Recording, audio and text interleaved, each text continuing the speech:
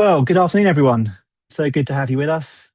So pleased you can join us on this student engagement webinar, the first of our Fresh Start webinars. We're so pleased to have you with us. I'm really excited for the next hour that we've got together. Just a quick agenda should appear on screen at the next moment, please. There we are. So this is me now. Welcome you. I'm Ed Robbins, CEO of Fresh Start Education. Really great to meet you. Those that I don't know, great to see you again. Those that I do. We're going to hear in a moment from James Aidoo, our keynote for this afternoon. Really excited about hearing from James. He's done a number of events for us as a company and always really inspiring and really such profound insight and information to hear. So really looking forward to that. I'm going to share a little bit after him. We're going to have a chance for a Q&A at that point as well. So if you have any questions throughout the time, please feel free to pop them in the chat. We won't jump on the questions straight away, but when we come to the Q&A section, then we'll pick some of those questions to answer. So feel free to pop them in the chat as we're going, but as I say, we won't answer them as we go.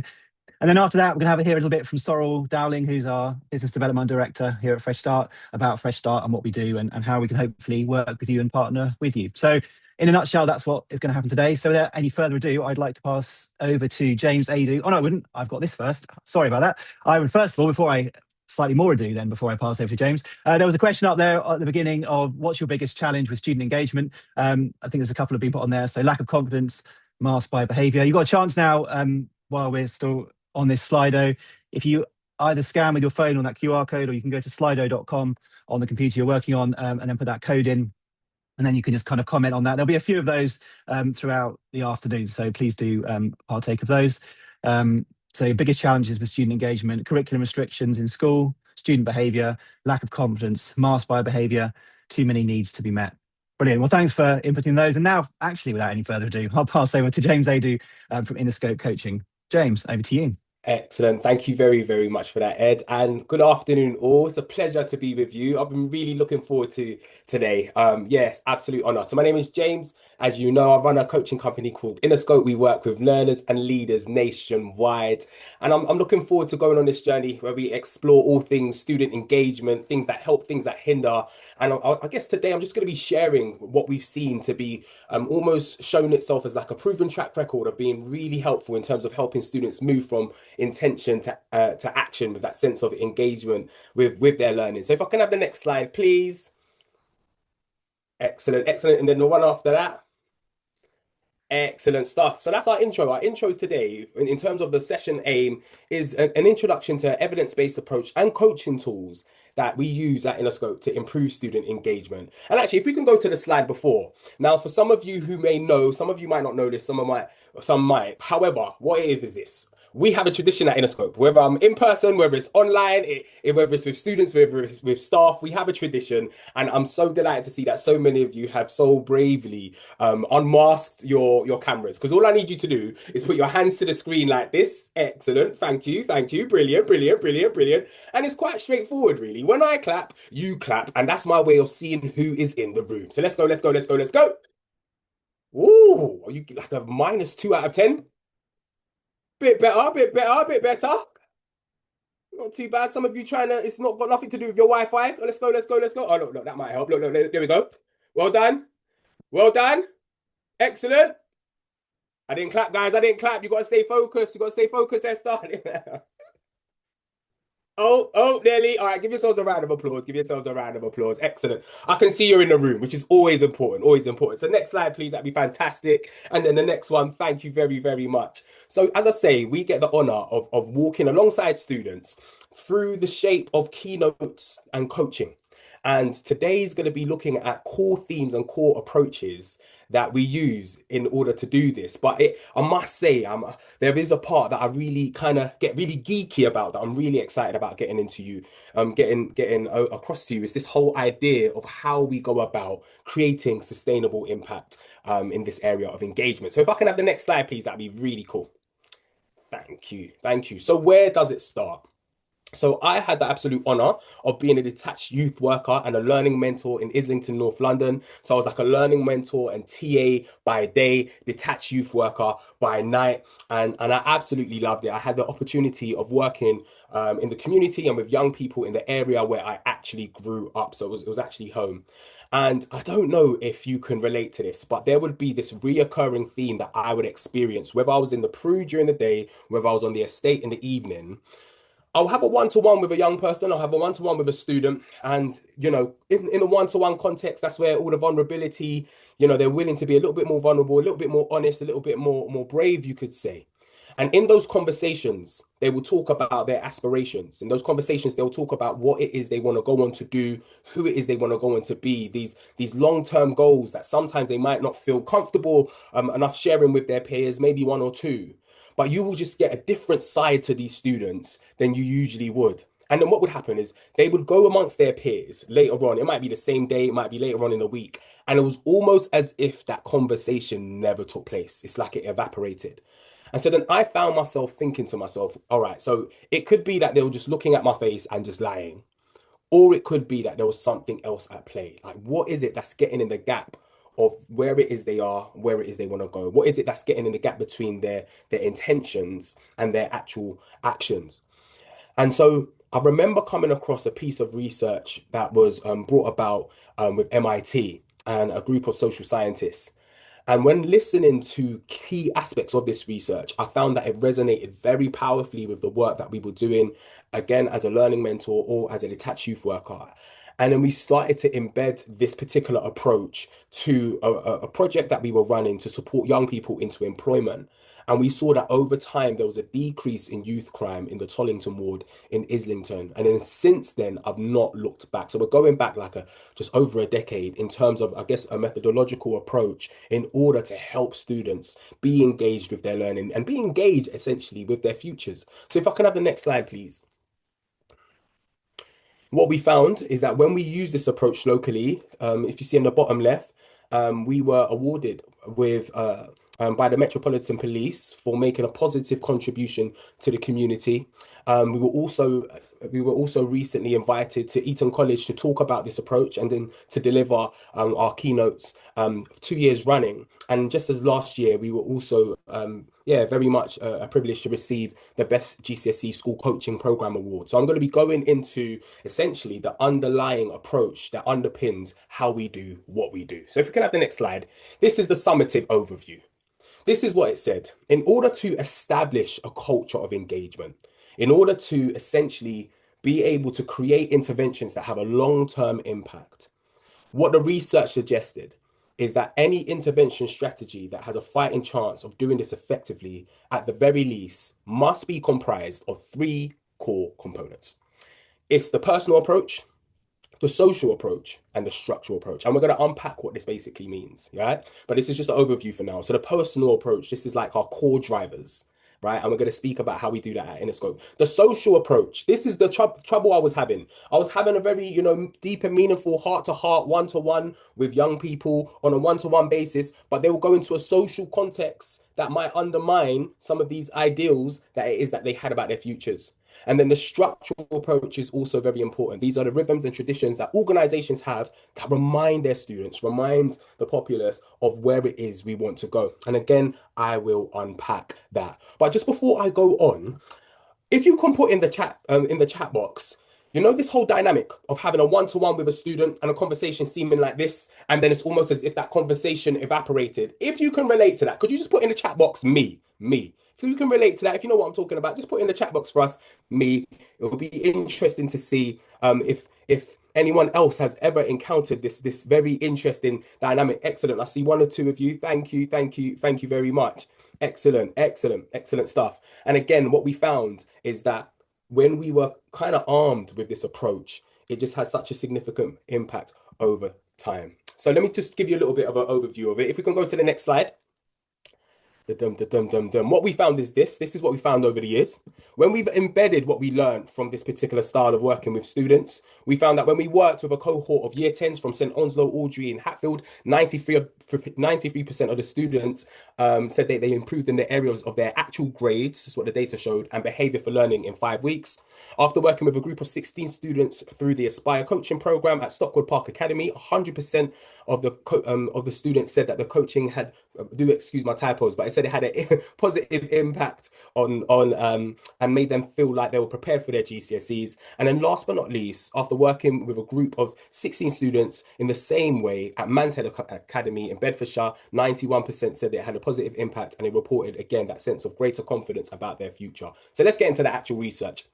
This was the conditions of the research. Imagine this. You got a group of year nines. I want you to think about year nines you might work with. So you got a group of year nines, and they were all asked to go in quite a large room. And at the back of this large room, they had overpriced suites. Overpriced suites. And these year nines were also given a budget of $50. And before they walked into the room, they were to come up with like a noble gesture that they can make with their $50. So some students were like, I'm gonna buy a dress for my little sister. I'm gonna get something really nice for my mom. So they came up with all of these noble gestures that they can do with their $50 budget. But for 30 minutes, again, they were in this room with overpriced suites. And there was also other aspects there that were intentionally put in place to have an impact on how these students were to show up. Yeah, that's fine. Next slide, please. So on a personal level, you can see on the top layer, students were allowed to have a free sample of any suite they wanted, right? So this is another aspect that was a part of the picture. On a social level, what they did is they had older students. So let's imagine year 10s and year 11s next to the tables where the overpriced suites were. And they were briefed to say things to students, the younger ones, or at least in their earshot, to say things like, you should go for all the suites you can. You should go for all the suites you can. And then last but not least, on a structural level, there were two interventions. One, instead of being given physical cash, they were given cards. And two, in the room, they had bright pictures of other children eating sweets, right? So again, if you can go back to the previous slide, in that scenario, 30 minutes, they got $50, and we had all of these different factors like older year groups encouraging them to buy sweets.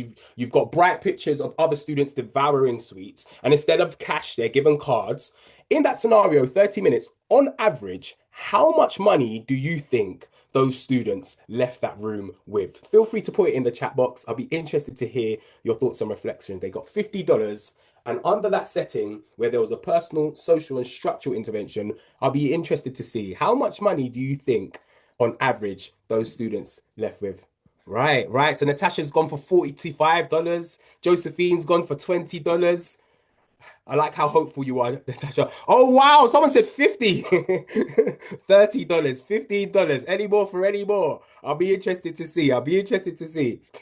All right, $30, $25. Okay, I love how hopeful you all are. I really do. But if we could have the next slide, please. Unfortunately, and then the next one, they left with, and then the next one, $13 on average. Yeah, I love it. Some of you said $50. Of course, they got the dress for their mum, right? $13 on average. So they had these noble intentions. However, the scenario and circumstances, unfortunately, did not set them up for success.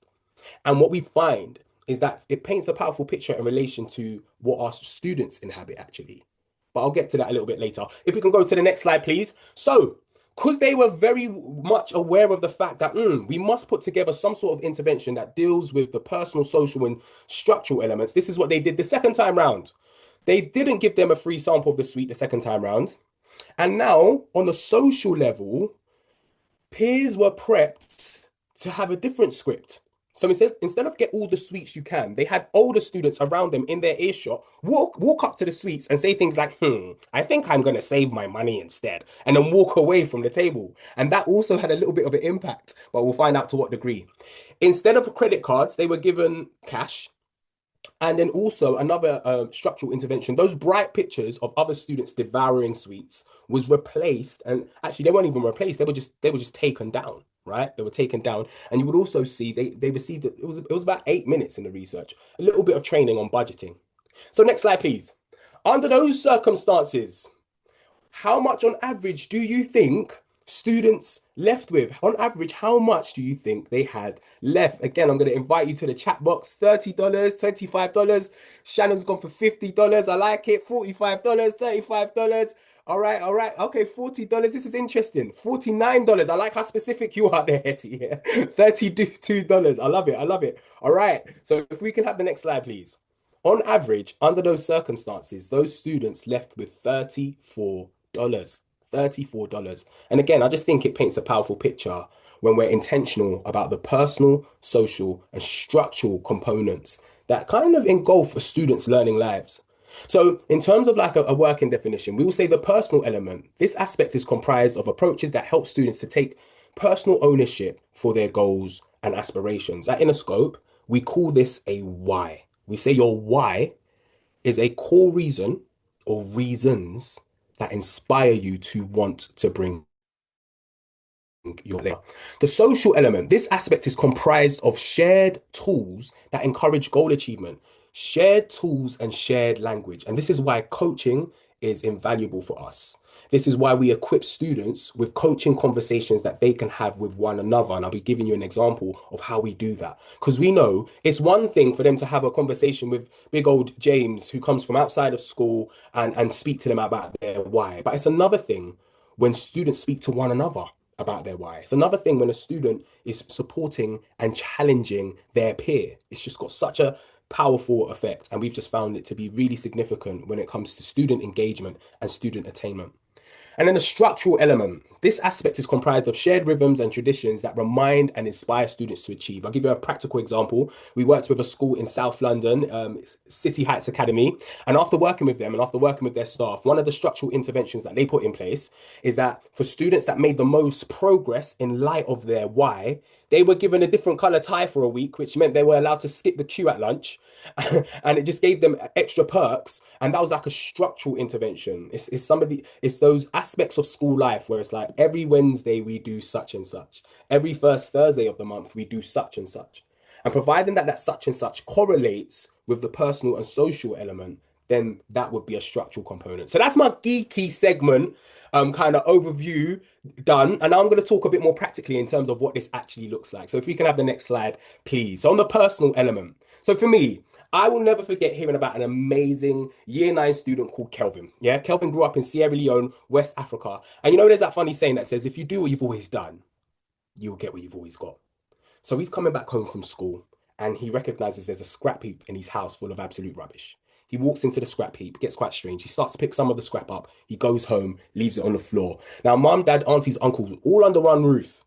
Kelvin went to bed shortly after getting back from school and he had a plan. His plan was when everyone else goes to bed at a normal time, I would have had some sleep. So that means I can have the house to myself. So that's what he did. And then he went to the scrap that he brought. And that scrap wasn't random rubbish. It was like wires and it was like broken down pieces from things like TVs and fridges and just electronical components. This year 9 student starts tasking himself to reverse engineer what he brought home.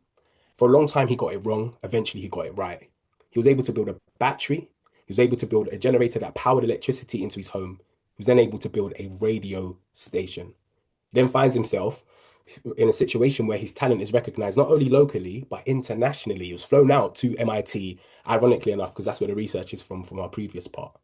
While he was there, they were blown away by this young man, but he started to miss home also while he was there. He started to miss food.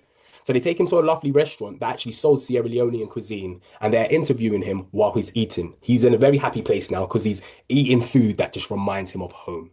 And then they speak to him about school, they speak to him about friends, they speak to him about family. And during that interview, Kelvin essentially goes on to say something to the liking of all of this effort, all of this energy for me, it's because of my mum. She put so much energy and effort into me and my family. This is my way of trying to pay her back. 5 years later, at the age of 18, he becomes a stakeholder in a business deal between a group of companies from Sierra Leone and a group of companies from Canada. So you can say mum was quite happy about that. But actually, when we zoom in to that conversation in the restaurant, When Kelvin disclosed that his endeavor to honor his mother is what inspired him, at Innerscope, we call that a why. A why is a core reason that inspires students to want to bring their best. If I can have the next slide, please. Here's some examples of whys that we've heard over the years. I want to be the first male in my family to go to university. My why is to make my family proud of what I've achieved and to motivate my little brother to do better. My sister is my inspiration. She used to get into a lot of trouble in school, but she turned it around and she has a good job working for the government. I want to be known by others for the right reasons and to be a role model to others. My why is to live a happy life with my family and provide for all of the people I care about, giving my mother and father the life they deserve. And what we found is that over the years, when we've created a safe space for students to pause, reflect, identify, and articulate their why, it's been so significant for their engagement. I was doing it literally this week with a group of Key Stage 5 students. And it's just always powerful when you can see that students pause and take the time to think quite honestly about this. And what we've found is, again, this resonates quite powerfully with the whole section around the personal element of the framework that we looked at. I wonder if at this point in time there's any thoughts, reflections, questions that you might want to field into the chat box. But again, just to give a little bit of a bus stop, what we're saying is this. In order for there to be a long-term impact and an approach with engagement, there needs to be a personal element, a social element, and a structural element. If not, you might just want to give it some thought that because I did say there's going to be a Q&A section and I am aware of time also. Let's go to the next slide, please. Right. We'll go to the next slide. Excellent stuff. So some practical scripts that we train teachers to use. It might be something simple like sometimes we ask students to remind one another to say this, remember your why. Just simply that alone. When that student who's had that conversation, they've shared those aspirations, but then later on down the line, they may be drifting a little bit, maybe starting to get disengaged. Remember your why. You said your why was to be a great example to your big bro. Let's see some of that example here, right? Well done. That's in line with your why. If you were to keep that up, how might that impact you? How might that impact you achieving your why? Or if you was to keep that up, how might that impact you achieving? So there's different ways in which that could be used. And don't let this get in the way of your why. You know those moments when you're working with a student who's on the cusp of making a really bad decision, but there's still that little moment where they've got there's some pulse. Don't let it get in the way of your why. And we've just found that again, it's been a powerful leverage for students to kind of refocus. Next slide, please. Right. So I had the honor, as I shared, of being a detached youth worker on the estate where I grew up. And on the estate where I grew up, homelessness was quite rife. What's really interesting about the homeless community, though, is they're very savvy. They know where to be in order to be safe. However, one Tuesday evening, I was doing a detached youth work session, and we saw that there was a gentleman who was just like sleeping rough in a very random place, and we were concerned because unfortunately some people do unfortunate things to homeless people at times. So we decided to wake him up and see if we can get him somewhere safe. So he was deep asleep, and before we got to him, he was surrounded by carrier bags and just a lot of possessions. So we're kind of waking him up, prodding him, excuse me, sir, excuse me, sir, excuse me, sir. It's getting quite awkward, but before we gotta wake him up, we can't stop now. We might as well we gotta complete the mission. So he gets up, and when he gets up, all he's saying is a bag, a bag. I need a bag. And he's just in a panic saying, I need a massive bag. I've got all of these things that I'm carrying. I'm getting tired. I need a massive bag. So as we're helping him up, and I'm just giving him his like carrier bags to hold, he was sleeping on what looked like a plastic sheet. And then what was interesting is I picked up this plastic sheet to hand it over to him. But before I handed it over to him, I realized it was a massive plastic bag. He was actually sleeping on a bag. So I said, this is a bag. He's gone, oh yeah. And then we started to put all of the smaller belongings in this massive see-through plastic bag and then handed it over to him. He swings it and then kind of sit around his shoulder. And it's always painted a powerful picture to me in relation to how sometimes those things that are of value to us that we may need, sometimes we're sleeping on. And I think this particular conversation is very, very interesting in the area of strengths. Sometimes students are walking around and they don't know what their strengths are. If I can go to the next slide, because I think this also ties in with the personal element. We find that when we ask students, what are your growth areas? If they're they're very quick to write them down. But when we ask them, what would you say your top three strengths are? Some students really struggle with that. And so back to this whole theme of the personal element, we found that when students are able to identify what their strengths are personally, now it gives them leverage to maximize it. Then we're able to invite them to say, okay, in your next lesson, how could you make use of your strength to come up with ideas and to communicate clearly? And again, it just gives them another sphere where they can bring engagement to their learning because they're walking around with a sense of feeling seen and feeling affirmed, that they've identified a strength that they can maximize moving forward. Next slide, please. So here's an example of some of the strengths, some of the questions that we use for students to share with one another, or we might ask them to help them identify what their strengths are. What activities are you naturally good at? If people ask you for help, what is it usually related to? What do you really enjoy doing? And we just found that these questions just again help students to pause and reflect and identify what their strengths are. And when we invite them to maximize that moving forward, it just heightens that engagement for them. Could I have a quick time check, please, in terms of how much time I've got left? Um, Another 5 minutes or so.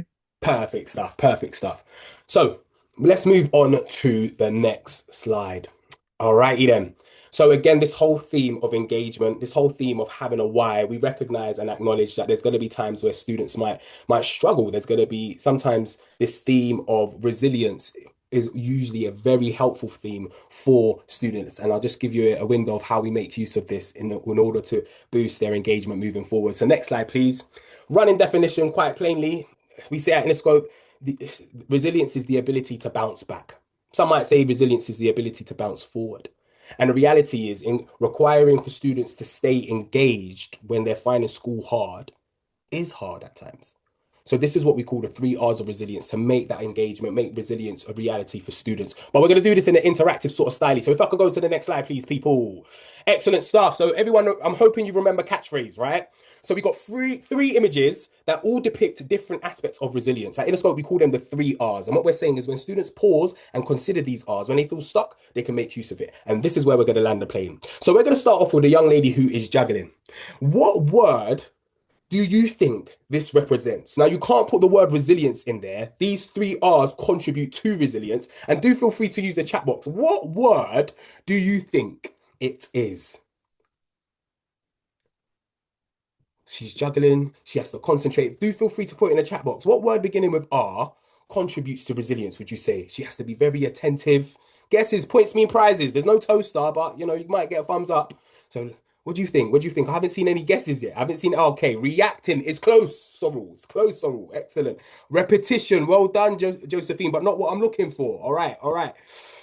Rebounding's a good one. Redo is a good one, Hetty. Because of time. Because of time. I'll say it's the cousin to reacting. Shannon's coming with react.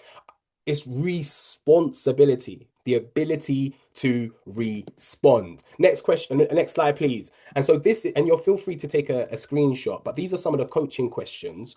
Again, a nod to the social intervention that we encourage students to use with one another in the theme of responsibility. What does it look like when you are at your best?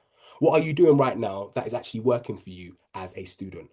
My best coaching question with this responsibility theme is what are you avoiding? Right? Next slide, please. So we're going to go into the middle. I think the second one is so easy that I'm going to give you a 5-minute countdown to get the right answer. I do just want to point out, though, that it is 2 words, right? So 5 in the chat box, 4.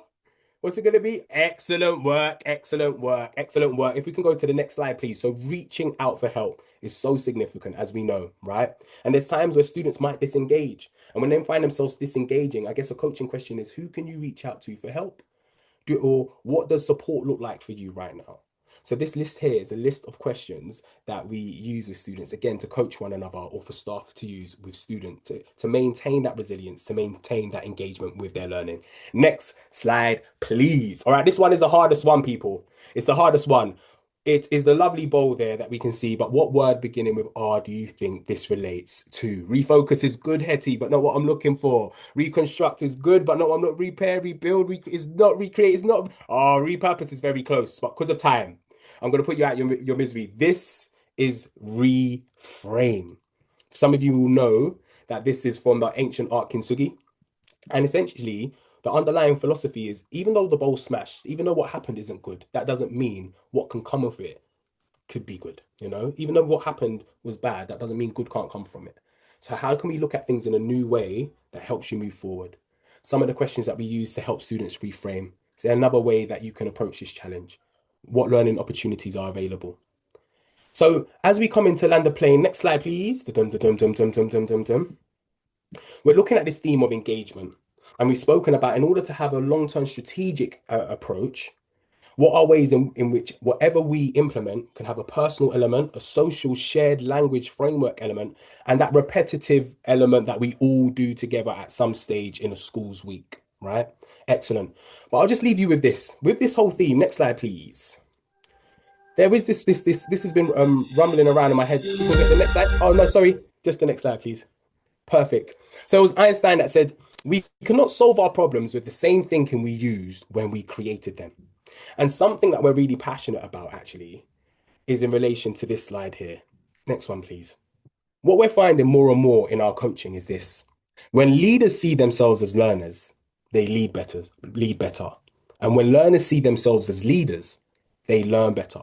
In one sense, we've found that when we almost reframe education as a learning enterprise, as a leadership enterprise, sorry. So when we reframe education as a leadership enterprise for students, increasingly in our programs, in our feedback, we're seeing students almost shift their posture and move forward with their learning with a sense of a refreshed focus as students. What does it look like to invite students to see how they're showing up as young leaders in the making? It's been a pleasure, and thank you so much for your engagement. Really appreciate it.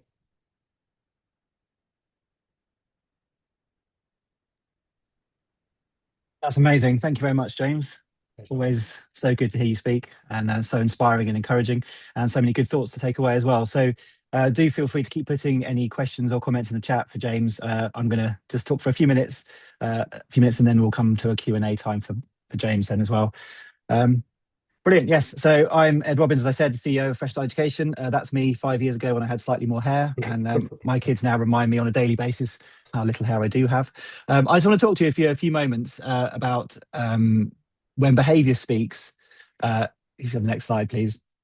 When behaviour speaks, engagement grows. Now, we're talking this afternoon about student engagement, and something we've been talking about a lot in the office about, and I think is really core and key to Fresh Start and how we operate, is seeing behaviour as communication. And I think as we see behaviour as communication, that then we have a better understanding of the young people we're working with, which then leads to greater engagement. As I put underneath there, understand that all behaviour is communication enables stronger engagement with the children and young people that we work with. The next slide is a Slido. So if you would like to go to slido.com, or if you've got your phone, do it on there. So slido.com, and then those numbers 1237437. Just a quick moment, kind of a quick poll really. When you think about the word behaviour, what comes to mind? If you could go to Slido, that would be appreciated. And obviously, depending on our settings, have different thoughts of what behaviour means. Some settings will probably immediately go to positive behaviour. Some might go to negative behaviour. I thought it was interesting in the first slide that we did at the beginning, behaviour came up a couple of times in terms of how do we engage, or what challenges do we have with engaging with young people was their behaviour. So we've got actions, communication, action, proactive, armour. Just one more typing. And something we find, in Fresh Start Education, for those that don't know, Sorrell will talk a bit more about who we are and what we do in a moment, but we're a one-to-one education provider that work with children who are out of school. And there's a whole raft of challenging behaviours that our education specialists, our tutors see on a daily basis. And something, as we kind of look through now, is to think about, the next slide, please. Next slide, please, yes. If behaviour is communication, this is a picture of, here we are. Yeah, thank you. Thanks, Alex. Alex is working behind the scenes on all the Zoom technology and the PowerPoint. So thank you, Alex, for your efforts there. Behaviour is communication. So the behaviours that we might see, and in our settings, we often see some of these behaviours, which are listed on the top of the iceberg picture there. Sometimes violence, screaming, low tolerance, verbal abuse, all sorts of behaviours, very challenging behaviours. But then our job as educators and those who want to engage and connect with young people is to listen underneath the surface, to not just look at what we see above the surface and those behaviours, but what is the young person communicating through that behaviour, and what is actually going on underneath. And the next slide says, why is this important? I'm going to keep Alex busy. There's quite a lot of slides to go through. Why is this important? Because if we see behaviour as naughty, I mean, we wouldn't use that word hopefully anymore, naughty, then we punish. But if we see the behaviour as communication, then we get curious and think, why are we seeing that? What is the reason behind that? And therefore, our interpretation of the behaviour drives the interventions that we might be doing and working with the young person that we're working with. So there's a number of, I'm kind of whizzing through this, there's quite a lot, but I just wanted to kind of touch on some of these things in headline form this afternoon. So understanding behaviour, there's various different things we can think about that could be happening under the surface that are driving behaviour. The first one there is unmet need. What does this child need they're not getting? Are they hungry? Have they not had enough sleep? Do they feel safe? Have they got a secure home? And all those kind of situations that can immediately affect and impact their behaviour. Sensory regulation. This is something we come across a lot in Fresh Start, but especially with the neurodiverse students we often work with. Is the young person, your child, overstimulated? Are they in pain? Is there too much noise? Is there too much light? Is there smells, crowds? What's going on around the young person? Emotional and social understanding. So what is their understanding of social cues? Do they understand what we're trying to say to them, or what's being communicated to them, or what's going on? Or it can just feel very confusing. Their access to communication. So are they able to communicate? Are they able to communicate what they want to? And they may be non-verbal. They may struggle with communicating. And then finally, the environment and the adults around them. Do they have secure adults around them? Do they have a safe and supportive environment? I know I've kind of whizzed through those, but I kind of wanted to go from that to this next point, which is you'll probably notice a lot of my images are very AI generated. I need to learn how to do that better. But an AI generated brain, all of these factors that we've just mentioned can increase stress, which actually leads to physiological changes in the child or young person's brain. And we won't go into these all in detail now, but as stress levels increase, the part of the brain that sort of takes prominence moves from the thinking brain to the red on there, the survival brain, which is the brain stem, which then brings them to the fight, flight, freeze. And I gather we now have added to that fawn or flop. So it's the fight, or freeze situation they get to. And I think the point that I kind of want to be just touching on here is, from this thought, is at that point, physiologically, they're not able to make rational decisions. Physiologically, they're not able to regulate their behavior. So it's an actual change that's taken place in their brain. If we could keep going with the next slide, please.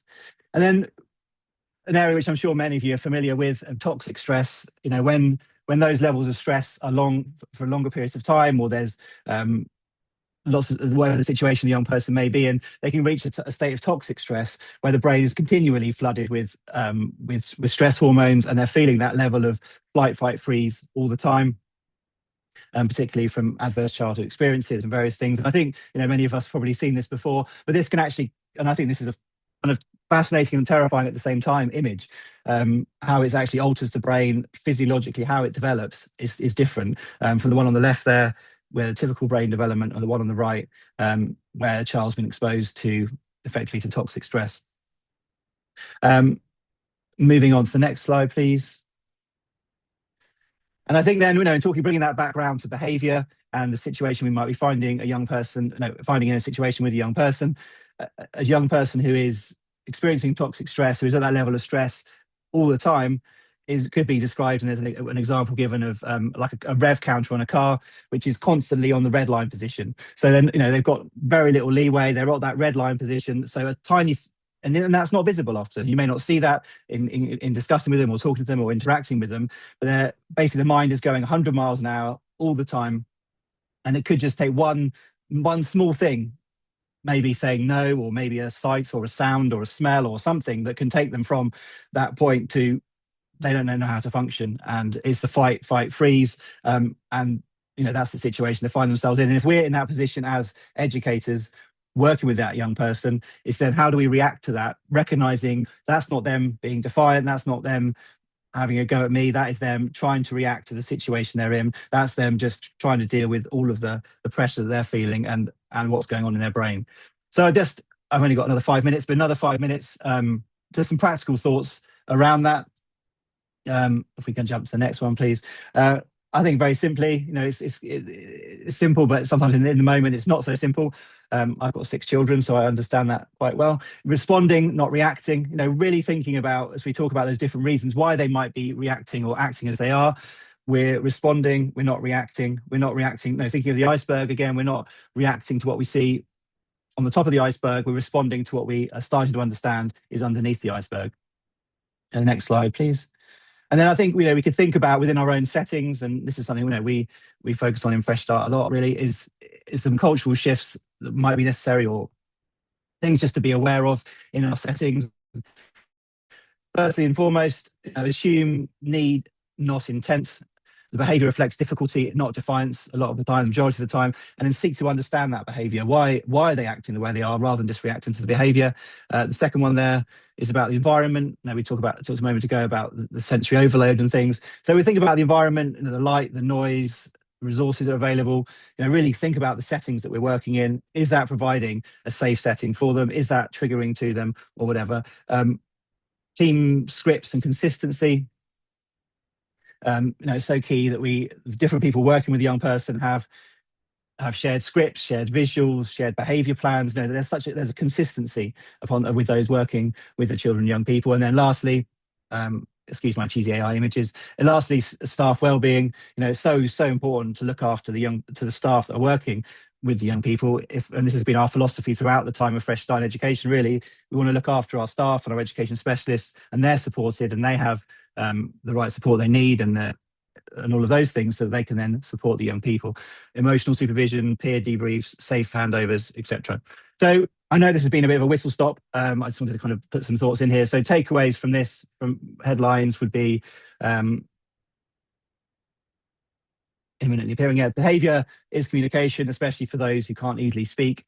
There's understanding the why is more important than controlling the what. And then finally when we change our interpretation of, we talked there about interpretation of the behaviour. When we change our interpretation, we change our outcomes, and it can transform the engagement the young person we have with the young person. And I just want to leave you with a final slide from this section. So over the next week, those that are working with students directly, I personally don't, and I know many may not, but those that are working with the student directly, and a call to action is to consider this, to assume need when you're working with a young person, look for meaning, and then respond with regulation, and then wait and see. The final part there, notice what shifts in them and in you. It's really about a mindset shift and a mindset change. I know I've rushed through that. Hopefully it was not too rushed, but just aware of time.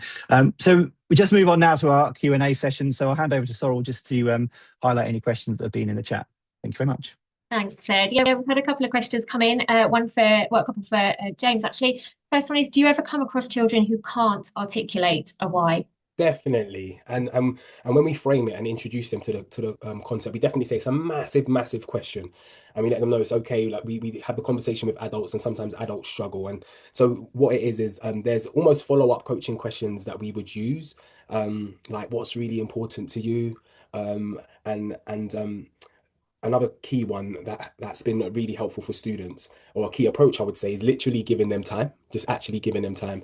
We worked with a cohort in Bedford, and when we coached for 5 weeks, and it was week 5 where a student was like, yeah, I've got mine now, so we just give them that space, we just give them that time to kind of think through, like, what is it you want to get out of school, and why is that important to you? And we just find that giving them that space to kind of think about almost peripheral themes to the larger question helps them get there. But it's very common that for some students that they're honest enough to say, I'm not entirely sure. But we have found that once you give them some time, and again, the social element, when they see their peers bring their answers, it kind of does give them a rough guide. Yeah, so it's been very rare that we've got to the end of a program, for instance, and a student hasn't at all. But that, in all fairness, has happened before, but it's just quite rare. Once they see their peers get involved, and when we ask other questions around their aspirations, what's important to them, then oftentimes it starts to unearth itself. Yeah. That's great. Thanks, James.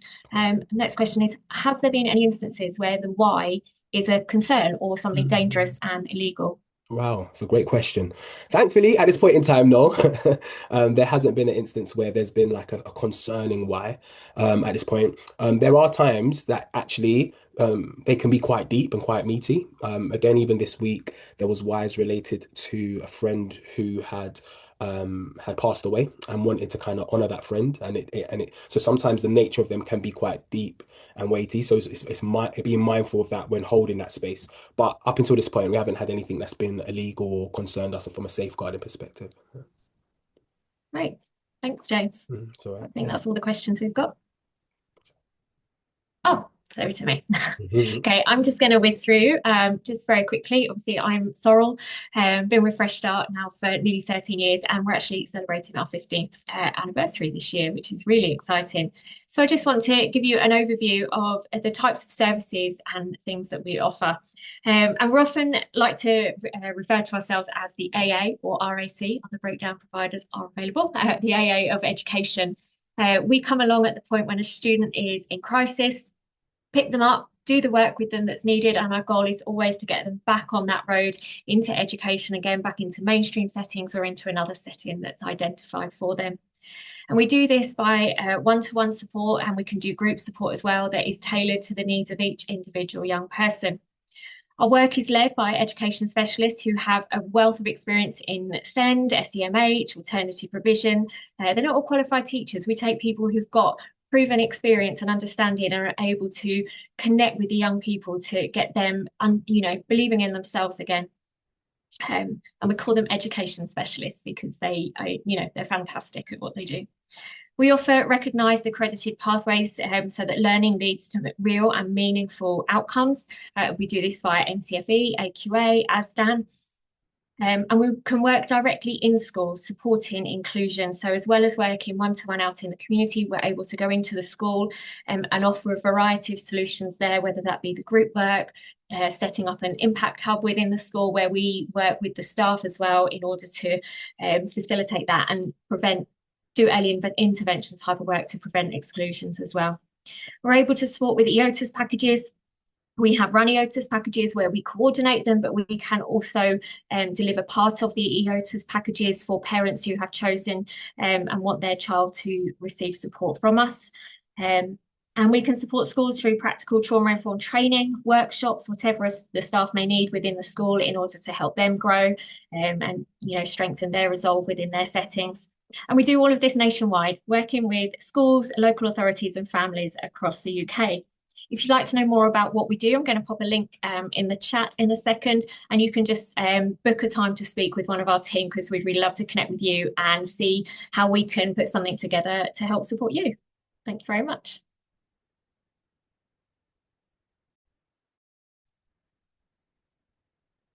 Thank you, Sorrell. I don't think that slide is working. There we go. Yeah, thank you very much, Sorrell. Just drawing now to the end of our webinar today. Just want to again say a huge thank you to James for joining us, and thank you all for giving an hour of your time this afternoon. I would like to announce as well that we have another webinar coming up next month. Have the next slide, please, which is going to be focused on AI in education. We've got Ben Whitaker, the ideas guy, and Dr. Ian McRitchie, who runs MCR Pathways. We're really excited about that. I'm going to put another link in the chat now, which is the Zoom link to register to that if you'd like to do so. It's already available, and we'll also be putting that out on social media and the like in due course. So that's on the 10th of March. Really excited about that. And our intention is to do this, do two more, this one and another one in April, and then we'll go from there. So really, I'd just like to say again, a huge thank you to James, a huge thank you for all of you for attending. It's been really great to have you online today. If you don't know about Fresh Start, please do click on that link and book a meeting to talk to the business development team, or drop a line to our website. That would be great. Just in closing, I would appreciate the next slide has another slider which hopefully will work this time. If you click on the QR code there, or click on the link. Again, it should give you the option to just give a little bit of feedback on this afternoon's webinar. We'd love to hear that. And if there's anything you think would be great to hear about in the future, then please pop in there as well. We've nicely finished with 5 minutes to spare, so that's nice. You've got 5 minutes back in your diary you weren't expecting. It's always nice when that happens. But yeah, I'd appreciate if you could pop some thoughts in the slide before you go. But otherwise, thank you very much, and have a wonderful afternoon and evening. Thank you for joining us.